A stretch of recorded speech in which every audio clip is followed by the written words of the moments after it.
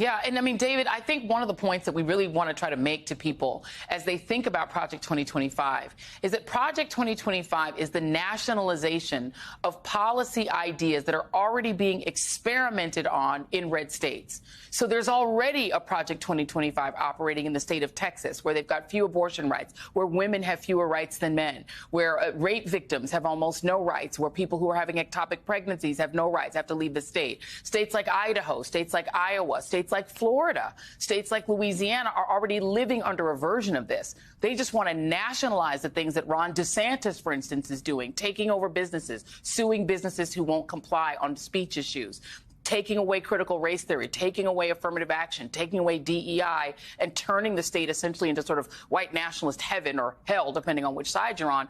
They're already doing it. They just want to do it on a national level.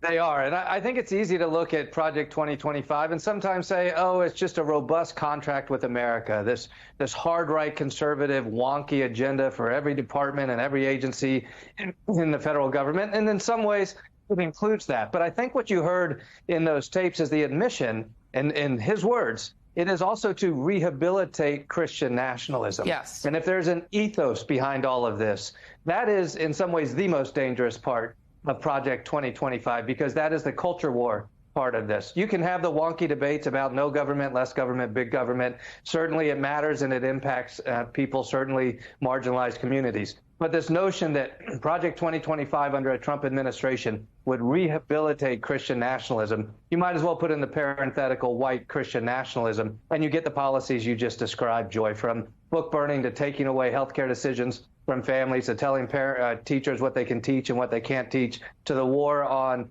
migrant communities, communities of color, the disenfranchisement of people's vote and their own democracy. All of these things are an advancement of white Christian nationalism. And the one thing we know about Donald Trump is not only does he believe that, does he curry favor with that, but he sees that as a strategy for leading the country, but also for winning this election.